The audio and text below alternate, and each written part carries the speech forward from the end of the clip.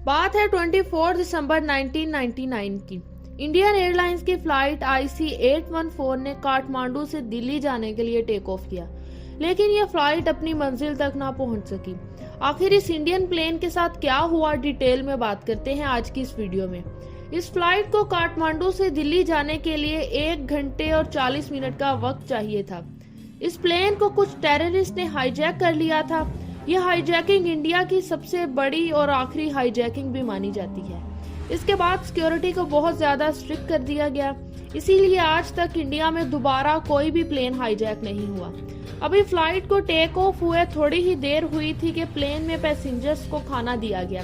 अभी पैसेंजर्स खाना खा ही रहे थे कि अचानक कुछ लोगों ने मास्क पहना हुआ था, वो लोगों के साथ बहुत बुरा बिहेव करने लगे और प्लेन में अनाउंस करते हैं कि प्लेन को हाईजैक कर लिया गया है। इसके बाद हाईजैकर्स जल्दी से पायलट के पास जाते हैं और उसे जबरदस्ती प्लेन को वेस्ट की तरफ करने को कहते हैं। पायलट को ये सब करने के लिए जबरदस्ती गन पॉइंट पर फोर्स किया जाता है। असल में हाईजैकर इस पैसेंजर प्लेन को हाईजैक करके पाकिस्तान में लेकर जाना चाहते थे। वो इसे लाहौर इंटरनेशनल एयरपोर्ट पर ले जाने का सोच रहे थे। इसके बाद प्लेन दिल्ली से भी आगे पाकिस्तान के एयरपोर्ट की तरफ बढ़ने लगा, लेकिन लाहौर की ट्रैफिक एयर कंट्रोल ने इसे साफ इनकार कर दिया। उन्होंने प्लेन को लाहौर एयरपोर्ट पर लैंड करने की इजाजत नहीं दी। इसके बाद इंडिया को भी प्लेन हाईजैकिंग की खबर मिल जाती है। इस खबर को सुनने के बाद इंडिया में तहलका मच गया। इस वक्त के प्राइम मिनिस्टर अटल बिहारी को इस खबर का बहुत लेट पता चलता है। अब कैप्टन हाईजैकर को कहते हैं कि प्लेन में फ्यूल बहुत कम है और हमें पाकिस्तान लैंड करने की परमिशन भी नहीं मिल रही। कैप्टन ने नीचे एयर कंट्रोल टावर से बात की और इन्हें कहा कि वो पाकिस्तान से रिक्वेस्ट करके इन्हें परमिशन ले दें, क्योंकि प्लेन में फ्यूल बहुत कम था। दूसरी तरफ हाईजैकर्स ये कह रहे थे कि अगर इन्हें पाकिस्तान लैंड करने की इजाजत ना दी गई तो वो पैसेंजर्स को मारना शुरू कर देंगे। Indian high commissioner Pakistan authorities से रिक्वेस्ट करते हैं, लेकिन पाकिस्तान की तरफ से अभी भी इनकार ही था। कैप्टन ने हाईजैकर्स को कहा कि हमें इमरजेंसी लैंडिंग करनी पड़ेगी, क्योंकि प्लेन में फ्यूल बिल्कुल ही खत्म होने वाला था। इसके बाद प्लेन को रिफ्यूलिंग के लिए अमृतसर लैंड किया गया। हाईजैकर्स ये बिल्कुल भी नहीं चाहते थे कि इंडिया का प्लेन इंडिया में ही लैंड करवाया जाए, लेकिन ये इंडियन अथॉरिटीज के लिए बहुत बड़ा चांस था हाईजैकर को पकड़ने के लिए।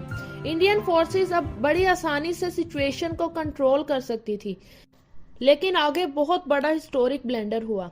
लैंडिंग के बाद इमीडिएटली रिक्वेस्ट की गई कि प्लेन को जल्दी से रिफ्यूल किया जाए। हाईजैकिंग के बाद एक क्राइसिस मैनेजमेंट ग्रुप बनाया गया था, लेकिन इनका कोई भी प्लान कामयाब ना हो सका। हाईजैकर्स लोकल पुलिस से कम्युनिकेट ही नहीं करना चाहते थे। इसके बाद कैप्टन फिर से रिक्वेस्ट करते हैं कि प्लेन को रिफ्यूल कर दिया जाए, वरना हाईजैकर्स प्लेन में मौजूद पैसेंजर्स को नुकसान भी पहुंचा सकते हैं। 40 मिनट गुजर जाते हैं, लेकिन कोई रिफ्यूलिंग नहीं होती, क्योंकि इंडियन पुलिस का प्लान होता है कि प्लेन को ज्यादा देर तक रोक कर रखा जाए, लेकिन इनका ये प्लान भी बदकिस्मती से नाकाम हो जाता है। इन्होंने एक और प्लान बनाया कि रिफ्यूलिंग के बहाने प्लेन के टायर में कुछ पुलिस ऑफिसर्स को भेज दिया जाए। इसके बाद एक फ्यूल टैंकर को प्लेन की तरफ भेजा गया। वो फ्यूल टैंकर बहुत स्पीड के साथ प्लेन की तरफ जाता है। टैंक ड्राइवर को कहा जाता है कि टैंक को थोड़ा आहिस्ता करो, वरना इन्हें शक हो जाएगा। यहाँ पर टैंक ड्राइवर ने बहुत बड़ी गलती कर दी। इसने प्लेन के सामने जाकर गाड़ी को अचानक रोक दिया। कॉकपिट में बैठे हाईजैकर्स ने देख लिया कि अचानक टैंक क्यों रुक गया। इस पर हाईजैकर्स को बहुत शक हो गया था। इन्होंने कहा कि प्लेन को बगैर रिफ्यूलिंग के दोबारा टेक ऑफ किया जाएगा। कैप्टन को जबरदस्ती प्लेन को दोबारा एयर में फ्लाई करने का बोला गया। इसके बाद पायलट ने प्लेन को बगैर रिफ्यूलिंग के तैयार किया और प्लेन दोबारा टेक ऑफ कर गया।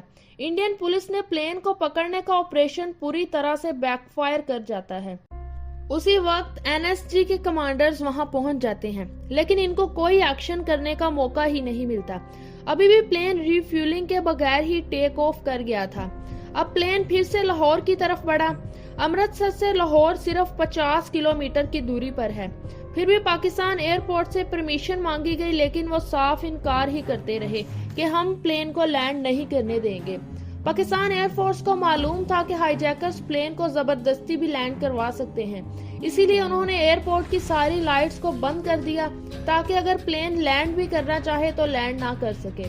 इसके बाद एयरपोर्ट पर अंधेरा ही अंधेरा हो जाता है।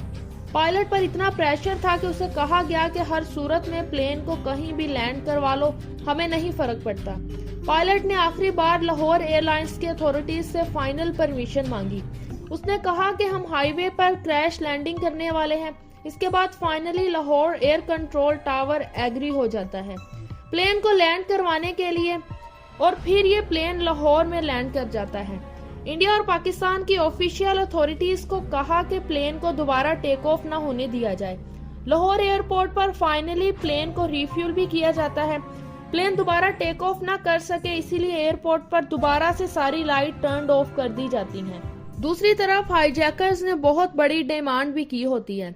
उन्होंने 36 प्रिजनर्स को रिहा करने की जो इंडिया की जेल में मौजूद हैं, और इसके साथ $200 मिलियन का भी मुतालबा किया था। लेकिन अभी तक इनकी कोई भी डिमांड पूरी नहीं हो रही थी, इसीलिए हाईजैकर्स को बहुत गुस्सा आ रहा होता है। पाकिस्तान इंडियन हाई कमिश्नर को हेलीकॉप्टर प्रोवाइड करता है ताकि वो हाईजैकर से कोई बात कर सके, लेकिन ये हेलीकॉप्टर भी 3 घंटे लेट पहुंचता है। इनके पहुंचने से पहले ही प्लेन दोबारा टेक ऑफ हो जाता है। अब प्लेन को दुबई के अल मिनहाद एयरपोर्ट पर लैंड किया जाता है और वहां 26 पैसेंजर्स को रिहा भी कर दिया जाता है। इस प्लेन की हाईजैकिंग को 1 दिन गुजर जाता है और जो पैसेंजर्स इस प्लेन में मौजूद होते हैं, इनकी हालत बहुत खराब होती है। इनके पास अब खाने और पीने के लिए कुछ भी नहीं था। प्लेन दोबारा टेक ऑफ करके अफगानिस्तान लैंड करता है। इस वक्त अफगानिस्तान में तालिबान का राज होता है। इसके बाद 6 दिन तक ये प्लेन इसी जगह खड़ा रहता है और इसे तालिबान ने चारों तरफ से घेरा भी होता है। लगातार 6 दिन से प्लेन एक ही जगह पर था। इसमें मौजूद पैसेंजर्स को नहीं पता था कि आगे क्या होने वाला है। इंडियन गवर्नमेंट को कोई शक हो रहा था तालिबान पर। इनका कहना था कि तालिबान इसीलिए ऐसा कर रहे हैं कि इंडिया अपनी तरफ से कोई ऑपरेशन न कर सके। हाईजैकर्स को ये भी कहा जा रहा था कि इन्हें सेफ एग्जिट मिलेगा। दूसरी तरफ इंडिया में लोग बहुत परेशान थे। हर तरफ टेंशन का माहौल बना हुआ था। लोग ये भी कह रहे थे कि इंडियन अथॉरिटीज अपनी मिस हैंडलिंग की वजह से टेररिस्ट को नहीं पकड़ सके। इंडिया में इस केस को लेकर गवर्नमेंट पर अलग ही प्रेशर चल रहा था। इन सब से निकलने के लिए क्राइसिस मैनेजमेंट ग्रुप एक मीटिंग कर रहे होते हैं कि अचानक कुछ लोग जबरदस्ती इस मीटिंग में दाखिल हो जाते हैं। ये लोग प्लेन में हाईजैक होने वालों के रिलेटिव्स। इनका कहना था कि पैसेंजर्स की जान को बचाना इनकी फर्स्ट प्रायोरिटी है। बड़ी मुश्किल से सूरत हाल को संभाला गया। मसले का हल ये निकला कि हाईजैकर्स की डिमांड्स को काफी हद तक नैरो डाउन कर दिया जाता है। 36 में से सिर्फ 3 कैदियों को ही रिहा किया जाता है। बाद में इन 3 प्रिजनर्स को रिहा करके दिल्ली लेकर जाया जाता है। जब हाईजैकर्स की डिमांड को पूरा कर दिया जाता है तो हाईजैकर्स भी पैसेंजर्स को रिलीज कर देते हैं। अब इंडियन पुलिस का ख्याल था कि तालिबान इन हाईजैकर्स को अरेस्ट करवाने में इनकी मदद करेंगे, लेकिन आगे जो हुआ इसको देखकर सबके होश ही उड़ गए। तालिबान के लीडर इन हाईजैकर्स को और रिलीज टेररिस्ट को अपने साथ गाड़ी में बैठाकर ले जाते हैं। ये देखकर इंडियन गवर्नमेंट हैरान हो जाती है। तालिबान पाकिस्तान बॉर्डर की तरफ जा रहे थे। अब इंडिया को क्लियर हो गया कि पाकिस्तान किसी हद तक इस हाईजैकिंग में इन्वॉल्व था। ये हाईजैकर्स सेफली बॉर्डर को क्रॉस करके पाकिस्तान जाने में कामयाब हो गए थे। इस सारे वाकये का ब्लेम हाईजैकर्स पर जाता है और इनको सपोर्ट करने वाले स्टेक होल्डर्स पर, चाहे वो तालिबान हो या पाकिस्तान फोर्सेस। लेकिन इसके साथ साथ उस वक्त की भारतीय सरकार पर भी बहुत उंगलियां उठाई जाती हैं। पैसेंजर्स की जान बच गई थी और वो 31 दिसंबर 1999 को अपने घरों में हिफाजत के साथ पहुंच गए थे। उम्मीद है आपको वीडियो जरूर पसंद आएगी। वीडियो अच्छी लगे तो इसको लाइक करें और इस तरह की वीडियोस के लिए हमारे चैनल को सब्सक्राइब भी करें।